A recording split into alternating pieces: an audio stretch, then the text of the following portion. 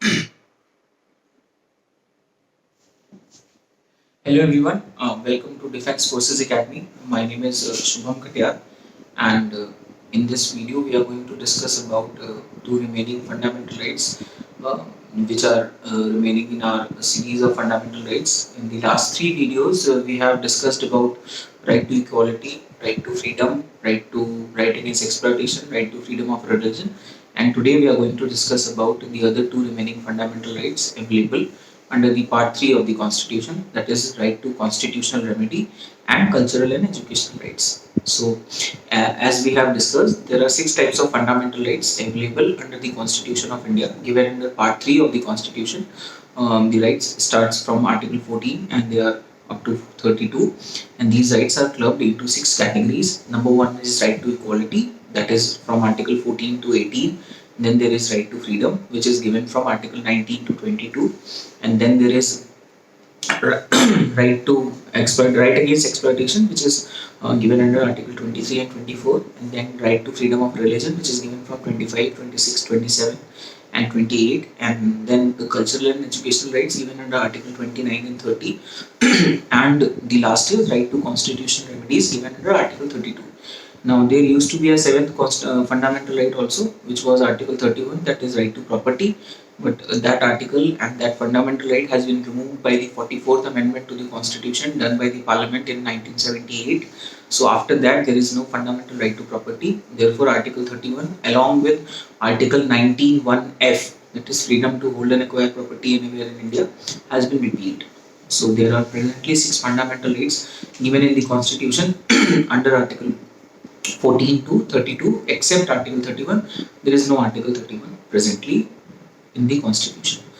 Now जैसे कि हमने पहले भी बात करी थी, और एक चीज जो मैं हर क्लास में चाहता हूँ कि बार बार रिपीट हो और आप याद कर सके, वो ये है कि that all these fundamental rights are not available to all. I mean Indian citizens, of course, जो इंडियन सिटीजन्स हैं उनके लिए तो ये सारे फंडामेंटल राइट्स अवेलेबल हैं, बट जो नॉन सिटीजन्स हैं, यानी कि those people who are residing और living in India under the constitution but they are not citizens of India, उनके पास कुछ स्पेशल राइट्स नहीं होते हैं. So there are some fundamental rights which are exclusive only to the people of India, and these rights are article 15, that is prohibition of discrimination, then article 16, equality of opportunity in matters of public employment, then article 19, your right to freedom of speech and expression, then article 29 and 30, that is constitutional cultural and educational rights. So these five fundamental rights are available only to the citizens of India. इसका मतलब ये है कि ये पांच fundamental rights सिर्फ और सिर्फ यहाँ के, यानी कि इंडिया के जो सिटीजन्स हैं, जो कॉन्स्टिट्यूशन ऑफ इंडिया के अंदर सिटीजन्स हैं, जो जिनको गवर्नमेंट ऑफ इंडिया अपना इंडिया का सिटीजन यानी कि इंडियन रिकॉग्नाइज करती है, वही ये सारे पांच फंडामेंटल राइट्स क्लेम कर सकते हैं. बाकी जितने भी राइट्स हैं वो सब कोई क्लेम कर सकता है, चाहे वो इंडिया का सिटीजन हो या ना हो. अगर वो इंडिया में है तो वो इन फंडामेंटल राइट्स को क्लेम कर सकता है.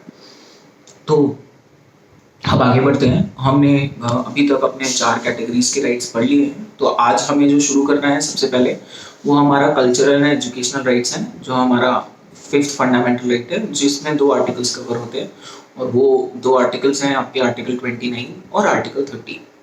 सो सबसे पहले अगर मैं आर्टिकल 29 और 30 की बात करूँ, इनको बहुत सारे कॉन्स्टिट्यूशनल के ऊपर जो कॉमेंट्रीज हैं या जो बहुत सारे पॉलिटिकल साइंस या कॉम्पिटिशन की बुक्स आती हैं कॉन्स्टिट्यूशन पे, उसमें बहुत बार इनको माइनॉरिटी राइट्स भी बोला जाता है. बट माइनॉरिटी राइट्स बोलने की वजह भी है कि आर्टिकल 29 और 30 में कुछ सेक्शंस ऑफ सिटीजन्स की बात की जाती है. नाउ अगर मैं माइनॉरिटी वर्ड का मतलब बताऊं, तो माइनॉरिटी, जैसे कि आप जानते हैं कि we live in a democracy, तो यहाँ पे जो भी डिसीजन लिया जाता है वो मेजॉरिटी बेसिस पे डिसीजन लिया जाता है. तो मेजॉरिटी और माइनॉरिटी का कॉन्सेप्ट बहुत ही आसान है आप लोगों के लिए समझना. जैसे मान लीजिए, अगर मैं we take an example that there is an assembly of 100 people, 100 लोगों का एक असेंबली या एक सेमिनार ऑर्गेनाइज किया गया और उसमें लेट्स से कि 80 मेन हैं और 20 वुमेन हैं. तो उस केस में होगा ये कि ये जो 80 मेन हैं और ये जो 80 लोगों का मेल पॉपुलेशन है और ये 20 जो वुमेन हैं, इसमें say that 80 will be the majority and this 20 will be minority. अगर मैं इसको फ्लिप करूँ कि 80 वुमेन हैं और 20 मेन हैं, तो then men will be in minority and women will be in majority. तो माइनॉरिटी और मेजॉरिटी बेसिकली नंबर पे डिपेंड करता है. तो जब हम माइनॉरिटी राइट्स की बात करते हैं तो वो हम अपने नेशनल पॉपुलेशन के हिसाब से देखते हैं कि किनको ये राइट्स मिलेंगे। सो अगर मैं आर्टिकल 29 की बात करूं तो आर्टिकल 29 स्पेसिफिक नहीं है, एक जनरल राइट है जो बात करता है protection of interest of minorities. So वो सिर्फ हेडिंग में ये बात करता है कि protection of interest of minorities, लेकिन आर्टिकल 29 को अगर आप पढ़ेंगे तो उसमें कहीं पे भी ये डेफिनेशन नहीं दिया हुआ है कि किन किन को किन किन एस्पेक्ट्स पे हम देखेंगे। मतलब जनरल एस्पेक्ट्स दिए हुए हैं, स्पेसिफिक माइनॉरिटी नहीं दिया हुआ। जैसे आर्टिकल 29 बोलता है कि that any section of citizens residing in India having any distinct language, script और culture has the fundamental right to conserve the same. इसका मतलब क्या है? इसका मतलब ये है कि इंडिया में रहने वाले हर वो सिटीजन्स के सेक्शंस जिनका अपना कल्चर है, अपनी लैंग्वेज है, अपना स्क्रिप्ट है, वो उसको कंजर्व, प्रिजर्व और प्रोपोगेट करने के लिए एम्पावर्ड है और ये उनका फंडामेंटल राइट है। Now cultural aspects, linguistic aspects या स्क्रिप्ट्स के जो एस्पेक्ट्स हैं उनको आप कंजर्व, प्रिजर्व या प्रोपोगेट कर सकते हैं, प्रीच कर सकते हैं। तो article 29 in some sense actually protects the cultural diversity, the linguistic diversity and the multi dimensions of the society of India. क्योंकि as we all know that India is a multi-religious, multilingual, multicultural society, therefore it is very important that everyone and since there is a rule of law which says that everyone is equal in the eyes of law, then there is an importance given to this cultural diversity, and article 29 simply protects that cultural diversity. It says that any section of citizens who have some cultural distinctiveness with them, which is special to them only, then they have the fundamental right to conserve the same. So कोई भी section of citizens, कोई भी ऐसा society का section जिसका अपना कोई culture है, अपनी कोई लैंग्वेज है, अपना कोई स्क्रिप्ट का एस्पेक्ट ऐसा है जो कि उनके लिए खास है या उन्हीं का है, then they have the fundamental right to conserve the same. So it is like their cultural or their linguistic identity has been protected, no matter कि वो नंबर में कम है या ज़्यादातर लोग वो काम नहीं करते हैं, लेकिन फिर भी अगर वो करते हैं that means they are important under the law. So basically ये जो एक कल्चरल एक होमोजेनिटी है इंडिया की, उसको प्रोटेक्ट करने की के लिए आर्टिकल 29 है जो ये इंश्योर करता है कि anyone who has some cultural distinctiveness related to them, then they have the fundamental right to conserve the same. अब ये कल्चरल एस्पेक्ट या लिंग्विस्टिक एस्पेक्ट्स कुछ भी हो सकते हैं। किसी कल्चर का अपना लैंग्वेज हो सकता है, किसी का अपना ट्राइबल फेस्टिवल हो सकता है, किसी का अपना ट्राइबल डांस हो सकता है, किसी का अपना फोक डांस हो सकता है, किसी की अपनी अलग तरीके का पेंटिंग हो सकता है, अलग तरीके का आर्किटेक्चर हो सकता है, different form of religious practice. तो मैं नहीं बोलूँगा कि specifically religious practice, but different customs हो सकते हैं। So until unless that is not contrary to law, मतलब कोई ऐसा काम जो लीगली नहीं किया जा सकता, जहाँ तक लीगली पॉसिबल है, आर्टिकल 29 ये फंडामेंटल राइट देता है कि जहाँ तक लीगली पॉसिबल है, जहाँ तक मतलब ये मॉडर्न डेमोक्रेटिक सोसाइटी में पॉसिबल है, हर किसी को अपने कल्चर को प्रमोट और प्रोटेक्ट करने का फंडामेंटल राइट है। That is all about article 29। Now article 29 एक और बात बोलता है। आर्टिकल 29 बोलता है कि that no citizen shall be denied admission in any educational institution which is managed by the state or being funded by the state only on the basis of religion, caste, language or any of them. Religion, race, caste और language के basis पे किसी को भी admission deny नहीं किया जा सकता किसी भी एजुकेशनल इंस्टीट्यूशन में, अगर वो स्टेट का मैनेज है, यानी कि गवर्नमेंट मैनेज कर रही है या फिर उसको फंड कर रही है ना। यहाँ पे भी एक ओनली वर्ड इस्तेमाल किया गया है, only on the basis of religion, caste, language. यहाँ पे भी ओनली का मतलब ये है कि there shall be no discrimination while granting admission to any student anywhere in India in any educational institution, whether it is funded by the state or managed by the state, only on the basis of his caste or language। सिर्फ ये एक reason नहीं हो सकता आपको admission deny करने का। अगर आप किसी पर्टिकुलर लैंग्वेज के पर्टिकुलर कोर्स के लिए या पर्टिकुलर स्ट्रीम के लिए एलिजिबल हैं और वो जनरल एलिजिबिलिटी आप फुलफिल करते हैं, तो you have the right to take admission in that educational institution if it is funded by the state or it is being managed by the state. No one can deny you admission on the basis of your caste, your language or your religion. So ये एक और aspect है cultural educational rights के अंदर article 29 का, कि वो education for all या कल्चरल होमोजेनिटी या टुगेदरनेस प्रमोट करता है, और उसके साथ साथ ये इंश्योर करता है कि जो भी कल्चरल डिस्टिंक्टिवनेस है या जो कल्चरल डाइवर्सिटी है या जो लिंग्विस्टिक डाइवर्सिटी है इंडिया की उसको भी प्रमोट किया जा सके। और इसीलिए आर्टिकल 29 में सिक्योरिटी दिया हुआ है कि any section of citizens who have any distinct script, language और culture has the fundamental right to conserve the same. Now इससे जुड़ा हुआ जो आपका थोड़ा बहुत नोट्स है वो मैं आपको इस वीडियो के साथ साथ ही शेयर कर दूंगा। Now the next article is Article 30. Now Article 30 के बारे में एक चीज आपको याद रखनी है कि Article 30 जैसे हमने बात की कि Article 29 में सिर्फ माइनॉरिटी वर्ड जो है वो आपके मेन हेडिंग में आता है। इसके बाद आर्टिकल 29 एक जनरल बात बोलता है कि any section of citizens having any cultural aspect, any language linguistic aspect या कोई स्क्रिप्ट से रिलेटेड एस्पेक्ट है, स्क्रिप्चुअल एक्सेप्ट है, वो उसको प्रमोट कर सकते हैं, प्रिजर्व कर सकते हैं। तो वहां पे जो माइनॉरिटी का डेफिनेशन है उसमें बहुत सारी चीजें आ जाती हैं। उसमें कल्चरल एस्पेक्ट्स भी आ सकते हैं। कल्चर एक बहुत बड़ा वर्ड होता है, उसमें कोई एक कल्चर की कोई सेट डेफिनेशन नहीं होती। उसमें बहुत सारे एस्पेक्ट्स होते हैं, सोशल एस्पेक्ट्स होते हैं, इकोनॉमिक एस्पेक्ट्स होते हैं, रिलीजियस एस्पेक्ट्स होते हैं, माइथोलॉजिकल एस्पेक्ट्स भी होते हैं, बहुत सारी चीजें होती हैं। लेकिन आर्टिकल 30 जो है वो सिर्फ एक तरीके की बात करता है। आर्टिकल 30 बोलता है right of minorities to open and establish and administer their educational institutions. मतलब आर्टिकल 30 जो है वो एक ही बात बोलता है। वो बोलता है माइनॉरिटीज का ये फंडामेंटल राइट है कि वो अपना स्कूल और कॉलेज खोल सकते हैं और उसको चला सकते हैं। लेकिन यहाँ पे कौन सी माइनॉरिटीज के पास ये फंडामेंटल राइट है ये भी आर्टिकल 30 में दिया हुआ है। आर्टिकल 30 क्या बोलता है? Any section of citizens belonging to minorities on the basis of religion और language has the fundamental right to open और establish their educational institutions of their choice and administer them. मतलब वो माइनॉरिटीज इंडिया की, वो section of citizens जो religious या linguistic basis पे minority में आते हैं, उनका ये फंडामेंटल राइट है कि वो अपना एजुकेशनल इंस्टीट्यूशन, अपना स्कूल, कॉलेज, यूनिवर्सिटी अपनी कन्वीनियंस के हिसाब से खोल सकते हैं और उसको चला सकते हैं। ये उनका फंडामेंटल राइट है। So article 30 only relates to education. इसीलिए हम देखते हैं कि कल्चरल एंड एजुकेशनल राइट्स जो एक हेडिंग दिया गया है वो बहुत ही एक तरीके से राइट हेडिंग है, बहुत ही स्पेसिफिक हेडिंग है, क्योंकि आर्टिकल 29 जो है वो कल्चरल एस्पेक्ट्स की बात करता है आपके राइट्स की, और आर्टिकल 30 आपके एजुकेशनल राइट्स की बात करता है।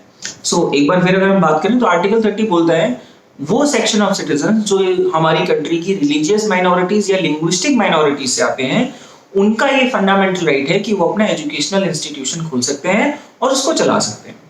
नाउ रिलीजियस और लिंग्विस्टिक माइनॉरिटीज कैसे डिसाइड होगा? ये डिसाइड होता है पॉपुलेशन के बेसिस पे कि हमारी नेशनल पॉपुलेशन में कितना परसेंट किस लैंग्वेज के लोगों का है, मतलब कितने परसेंट लोग ये लैंग्वेज बोलते हैं, कितने परसेंट लोग ये लैंग्वेज बोलते हैं। उस हिसाब से वो माइनॉरिटी स्टेटस डिसाइड किया जाएगा कि मैक्सिमम लोग क्या बोलते हैं और उसके हिसाब से परसेंटेज किसका है। इसी तरीके से नेशनल लेवल पे रिलीजियस माइनॉरिटीज भी डिसाइड की जाती हैं। जैसे नेशनल लेवल पे भी द गवर्नमेंट ऑफ इंडिया ने 6 रिलीजन्स को माइनॉरिटी स्टेटस दिया है, यानी कि उनके पास ये फंडामेंटल राइट नेशनल लेवल पे है। वो है आपका Muslims, Sikhs, Buddhists, Jains, Christians and Zoroastrians, यानी कि पारसी। तो इनके पास ये फंडामेंटल राइट है। सो हर वो सेक्शन ऑफ सिटीजन्स जो रिलीजियस या लिंग्विस्टिक माइनॉरिटीज में आते हैं, उनके पास ये फंडामेंटल राइट है कि वो अपना एजुकेशनल इंस्टीट्यूशन खोल सकते हैं। अब लैंग्वेज के आधार पे माइनॉरिटीज वो लोग होंगे जो वो लैंग्वेज बोलते हैं जो मेजॉरिटी ऑफ इंडिया नहीं बोलता। जैसे लार्जेस्ट पॉपुलेशन जो इंडिया में है वो हिंदी स्पीकिंग बेल्ट है, जो लोग हिंदी बोलते हैं, लेकिन बहुत सारे ऐसे लैंग्वेजेस हैं जो इंडिया में बोली जाती हैं। जैसे हमारे शेड्यूल में अकेले 22 लैंग्वेजेस दी हुई हैं, तो बहुत सारे ऐसी लैंग्वेजेस भी हैं जिनको बोलने वाले लोग कम हैं, जैसे तमिल, तेलुगु, कन्नड़, मलयालम, उड़िया, असमीज, मारवाड़ी, ये सब, गुजराती, मराठी, ये भी लैंग्वेजेस हैं अलॉन्ग विद हिंदी इंडिया की। सो इसमें से बहुत सारी लैंग्वेजेस ऐसी हैं जिनका परसेंटेज बहुत कम होगा नेशनल पॉपुलेशन के हिसाब से, तो उनके पास ये माइनॉरिटी स्टेटस है। तो उन सारी लैंग्वेजेस से आने वाले लोगों के पास भी या उनकी लिंग्विस्टिक कम्युनिटी के पास भी ये फंडामेंटल राइट है कि वो अपना एजुकेशनल इंस्टीट्यूशन खोल सकते हैं। ये नेशनल लेवल पे भी होता है, स्टेट लेवल पे होता है। तो स्टेट लेवल पे भी राइट्स ये डिफरेंट होते हैं, नेशनल लेवल पे भी डिफरेंट होते हैं, डिपेंडिंग अपॉन कि आप किस स्टेट में और क्या चीज क्लेम कर रहे हैं। बट एक ही चीज आपको याद रखनी है कि आर्टिकल 30 जो है वो स्पेसिफिकली एजुकेशन के लिए, उसका इस्तेमाल किसी और चीज में नहीं हो सकता। और ये अकेला ऐसा राइट है जिसमें स्पेसिफिकली कम्युनिटी दिया हुआ है।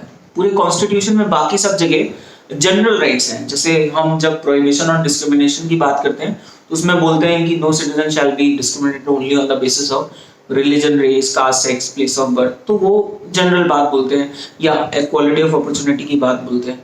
या फिर उसके बाद हम रिजर्वेशन की बात करते हैं तो उसमें ओबीसी, एससी, एसटी, ईडब्ल्यूएस आते हैं। तो ये जनरल टर्म्स हैं। कहीं पे भी माइनॉरिटी वर्ड्स ऐसे इस्तेमाल नहीं होते, लेकिन आर्टिकल 30 स्पेसिफिकली बोलता है कि वो सेक्शन ऑफ सिटीजन जो किसी रिलीजियस या लिंग्विस्टिक माइनॉरिटी से आते हैं, उनका ये एक्सक्लूसिव फंडामेंटल राइट है कि वो अपना एजुकेशनल इंस्टीट्यूशन अपनी मर्जी से खोल सकते हैं और अपनी मर्जी से उसको चला सकते हैं।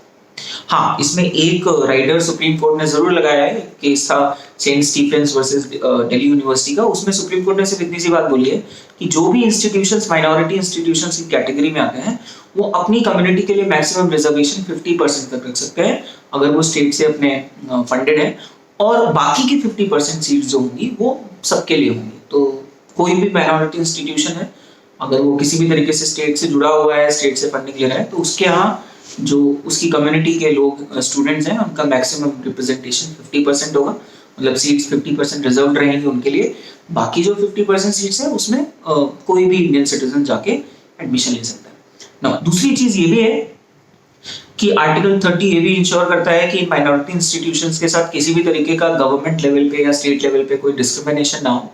तो उसको दूर करने के लिए आर्टिकल 30 ये भी बोलता है कि जब भी गवर्नमेंट किसी माइनॉरिटी इंस्टीट्यूशन को जब भी गवर्नमेंट किसी एजुकेशनल इंस्टीट्यूशन को ग्रांट देती है, मतलब गवर्नमेंट, क्योंकि हम एक सोशल फॉर्मेट या वेलफेयर स्टेट में रहते हैं जहाँ पे गवर्नमेंट ना सिर्फ रेगुलेशंस बल्कि वेलफेयर ऑफ द पीपल के लिए भी है, और एजुकेशन फॉर ऑल हमारा फंडामेंटल राइट भी है।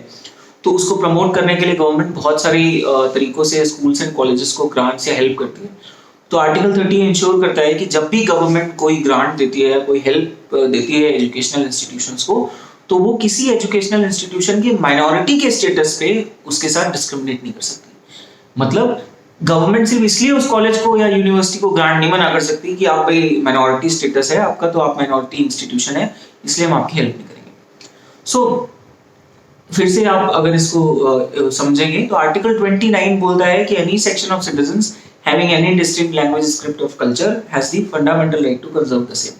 वहीं आर्टिकल 30 ये बोलता है कि any section of citizens belonging to religious और linguistic minorities have the fundamental right to establish their educational institutions. तो आर्टिकल 30 स्पेसिफिक बात बोल रहा है कि भाई आप सिर्फ और सिर्फ स्कूल और कॉलेज खोल सकते हैं, वेयरएज आर्टिकल 29 जनरल बात बोल रहा है आपके जो कल्चरल एस्पेक्ट्स हैं, आपके जो लिंग्विस्टिक एस्पेक्ट्स हैं, उनको प्रमोट करने का आपका फंडामेंटल राइट। इसीलिए इन दोनों आर्टिकल्स को मिला के बोला जाता है article 29 and 30, and they are only available to the citizens of India. जिस तरीके से आर्टिकल 15, 16, 19 का इस्तेमाल सिर्फ और सिर्फ देश के नागरिक कर सकते हैं, उसी तरीके से आर्टिकल 29 और 30 का भी इस्तेमाल सिर्फ और सिर्फ इंडियन सिटीजंस कर सकते हैं। तो ये तो हो गया हमारा fifth fundamental right, which is cultural and educational right. Now the last and the most important fundamental right we have is article 32, that is right to constitutional remedies. Heading है right to move to supreme court for the enforcement of the rights given in part 3। अब article 32 सबसे important क्यों है?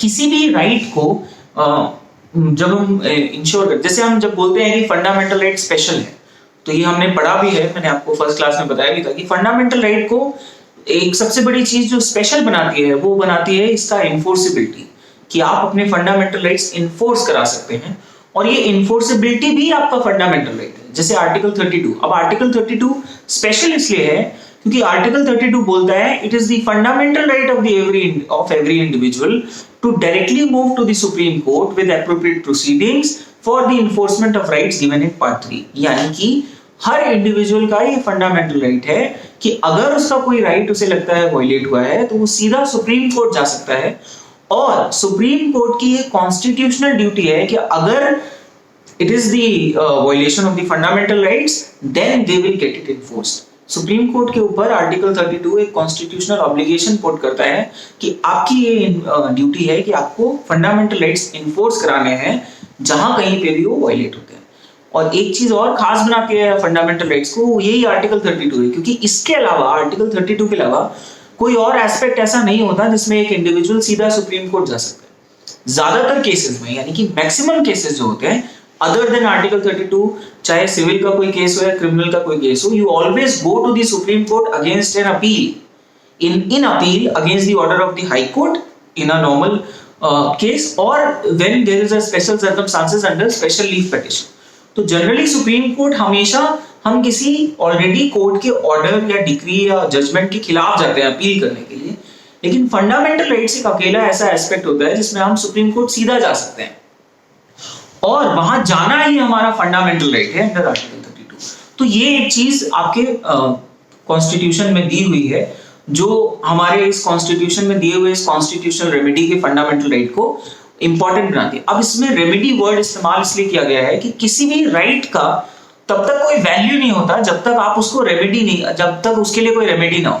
Example के तौर पे अगर constitution में दिया हुआ है कि there is right to equality और फिर भी उसके बावजूद अगर somebody has been caught discriminating with the others, अगर किसी के साथ फिर भी डिस्क्रिमिनेशन हो रहा है और अगर आप उस डिस्क्रिमिनेशन को चैलेंज नहीं कर सकते या उसके खिलाफ कोई रेमेडी नहीं ले सकते या उस सिचुएशन को सॉल्व नहीं कर सकते, तो उस राइट टू इक्वालिटी का कोई वैल्यू नहीं।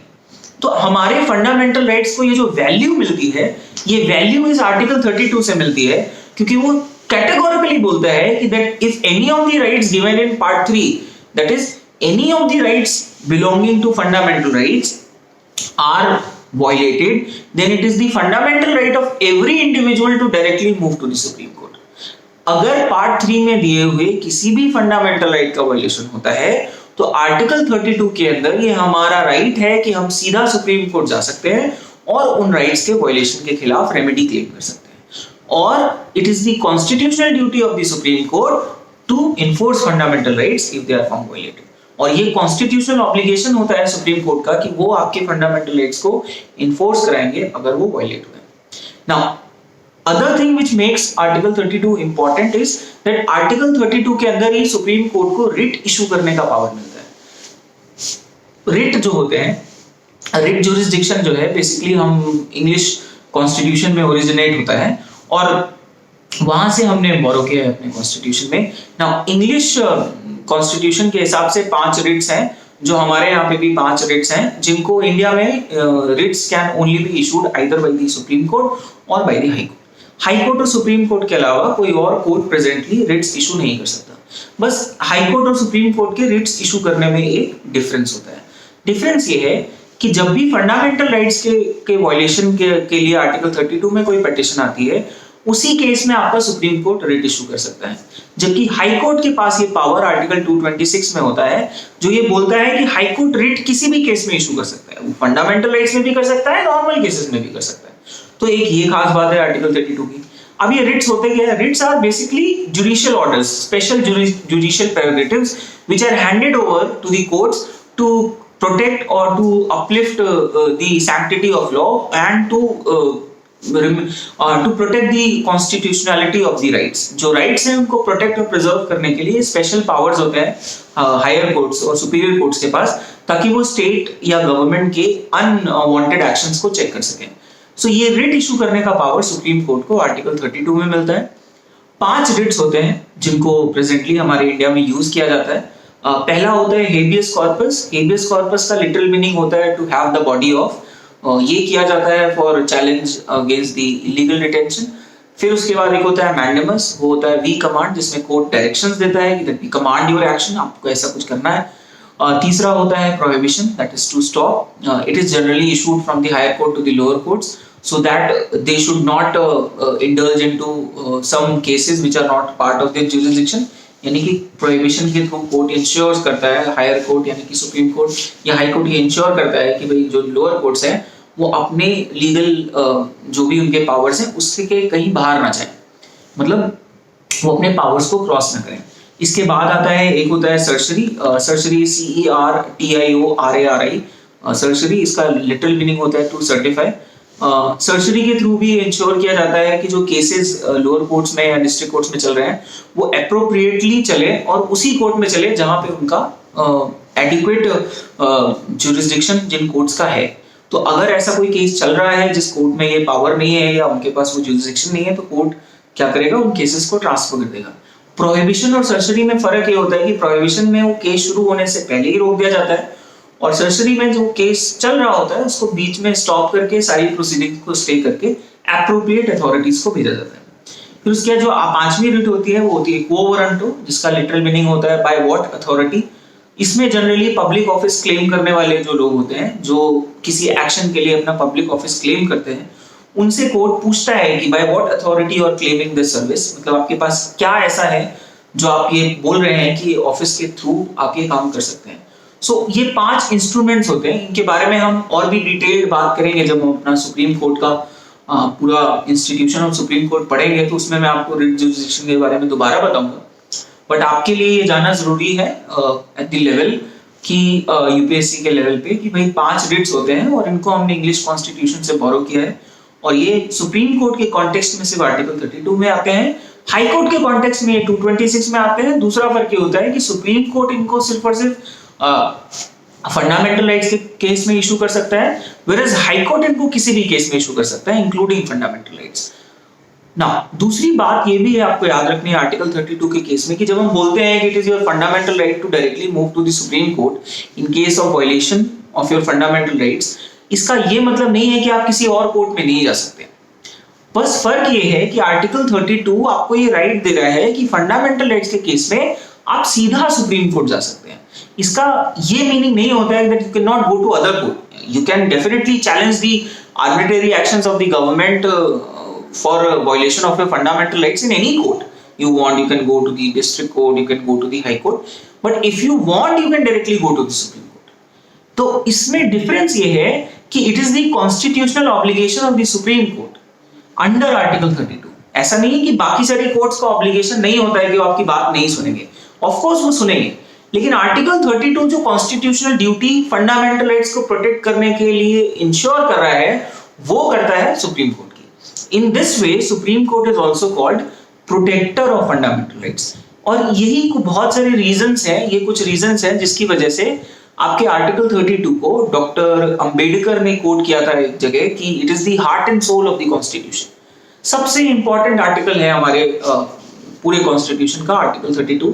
रीजन उसका यही है कि अगर आर्टिकल 32 को मैं अपने कॉन्स्टिट्यूशन से 2 मिनट के लिए हटा दूं तो फिर हमारे इस कॉन्स्टिट्यूशन में कोई भी ऐसा इंस्ट्रूमेंट नहीं है जिसके थ्रू आप अपनी सरकार, अपनी गवर्नमेंट, अपनी स्टेट के आर्बिट्रेरी एक्शंस, यानी कि वो एक्शन जिनको आपको लगता है कि आपके फंडामेंटल राइट्स को वायलेट कर रहे हैं या हमारे रूल ऑफ लॉ के कॉन्सेप्ट को वायलेट कर रहे हैं, हम उसको चैलेंज नहीं कर सकते।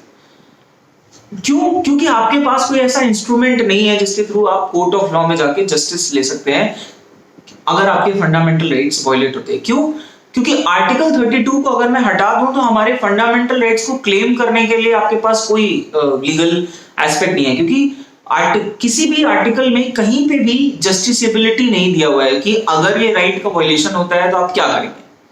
क्योंकि अगर मैं बोलूं कि स्टेट, जैसे आर्टिकल 15 है, आर्टिकल 15 बोलता है भाई state shall not discriminate, there shall be no discrimination only on the basis of religion, race, caste, sex, place of birth. इन 5 बेसिस पे किसी के साथ भी डिस्क्रिमिनेशन नहीं होना चाहिए। लेकिन अगर मान लीजिए किसी के साथ हो रहा है, अब उस केस में आप क्या करेंगे? वो रेमेडी आपको आर्टिकल 32 देता है। तो हमारे जो फंडामेंटल राइट्स हैं उनको रियल कैरेक्टर या उनको रियल जो एक तरीके से उनका इम्प्लीमेंटेशन है वो आर्टिकल 32 से होता है, और उसी आर्टिकल 32 के थ्रू ही हम या आप या जो भी लोग हैं या इवन कोर्ट्स जो हैं, वो जुडिशरी जो है वो एग्जीक्यूटिव और लेजिस्लेचर के आर्बिट्रेरी एक्शंस को चेक करती है। जो पावर ऑफ जुडिशियल रिव्यू है, यानी कि गवर्नमेंट के हर एक्शन को हम कोर्ट में चैलेंज कर सकते हैं और कोर्ट उनको उनकी लीगैलिटी डिसाइड करता है, ये पावर भी उनका आर्टिकल 32 से निकलता है कहीं ना कहीं। That is why power of judicial review is part of basic structure, इसीलिए इसको बेसिक स्ट्रक्चर का भी पार्ट बोला गया है, और that is why it is put under fundamental rights. इसीलिए आर्टिकल 32 को फंडामेंटल राइट बनाया गया है, ताकि ये जो राइट है ये हमेशा सबसे सुप्रीम कैडर पे रहेगा, और इसको कैंसिल करना है या इसको रिस्ट्रिक्ट करना इतना आसान नहीं है। ऐसा नहीं है कि आर्टिकल 32 रिस्ट्रिक्ट नहीं होता, होता है बहुत सारे कॉन्स्टिट्यूशनल प्रोविजंस में या बहुत सारे केसेस में आर्टिकल 32 का इंप्लीमेंटेशन नहीं होता। एक्चुअली में होता यह है कि आपकी फंडामेंटल राइट्स, जब हम बोलते हैं कि आर्टिकल 19 वॉर और एक्सटर्नल एग्रेशन के केस में नेशनल इमरजेंसी में सस्पेंड हो जाता है, आर्टिकल 19 कहीं नहीं गया है, वो अभी भी है।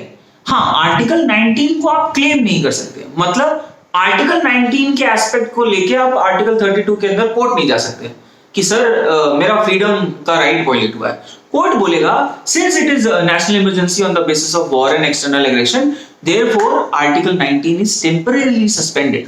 नाउ आर्टिकल 19 टेम्परेरीली सस्पेंड होने का मतलब ये है उसका एप्लीकेबिलिटी नहीं है। एप्लीकेबिलिटी का मतलब आप अगर आपका वो राइट वायलेट हुआ है तो आप क्लेम नहीं कर सकते, और वो क्लेम का राइट आपको कहां से मिलता है, वो आर्टिकल 32 से मिलता है। इसी तरीके से जब हम बोलते हैं कि भाई नेशनल इमरजेंसी किसी भी केस में लगी हो, 20 और 21 जो आपके आर्टिकल है वो कभी सस्पेंड नहीं होते। इसका मतलब ये है 20 और 21 के केस में आर्टिकल 32 आप हमेशा क्लेम कर सकते हैं, चाहे नेशनल इमरजेंसी किसी भी केस में लगी। So that all these reasons makes Article 32 important, and that is why it is given in the Constitution that it is the fundamental right of every individual to move to Supreme Court with appropriate proceedings for the enforcement of rights given under Part 3 if they are violated. And in this context, Supreme Court has been assigned the power of writ jurisdictions, which originated under the English Constitution, and under the Indian Constitution it has been borrowed and implemented under Article 32 in case of Supreme Court, and in case of High Courts it is given under Article 226. The only difference is Supreme Court can issue writs only in case of fundamental rights under Article 32, whereas High Courts when issue writs under Article 226 they can do it in any case including fundamental rights. The other difference is Article 32 puts a constitutional obligation on the Supreme Court to protect your fundamental rights. That is why they are sometimes called the protector of fundamental rights, whereas no such obligation has been put on the High Courts or the lower courts. This does not mean that you cannot go to the lower courts or the High Courts for the violation of fundamental rights. Anyone can go to any court, but specific special status has been given to the fundamental rights that in case of violation you can directly go to the Supreme Court. सो एक तरीके से हमारे fundamental rights को implement करने का काम आपका article 32 करता है, इसीलिए इसको राइट टू कॉन्स्टिट्यूशनल रेमेडी बोला गया। So all this is about article 32। Now इससे रिलेटेड जो नोट्स है वो मैं आपको इस वीडियो के साथ साथ ही अपलोड कर दूंगा फेसबुक पे भी, और हमारे जो अपने एकेडमी के व्हाट्सएप ग्रुप्स हैं वहां पे भी आपको मिल जाएंगे। सो प्लीज इसको पढ़िए, वीडियो को देखिए, और कोई अगर क्वेश्चन होता है तो प्लीज रीच मी। जो भी हमारे लाइव सेशंस होंगे उसमें भी आप पूछ सकते हैं, या अगर कोई क्वेश्चंस नहीं है या बाद में भी आते हैं आपको क्वेश्चंस तो आप मेरे को इनबॉक्स कर सकते हैं। जो हमारे व्हाट्सएप ग्रुप्स हैं उस पर तो आप क्वेश्चंस पुट फॉरवर्ड कर ही सकते हैं, नहीं तो आप इंस्टाग्राम पे मैसेज छोड़ सकते हैं एकेडमी के पेज पे, या फिर एकेडमी के फेसबुक पेज पे भी आप क्वेश्चंस पूछ सकते हैं।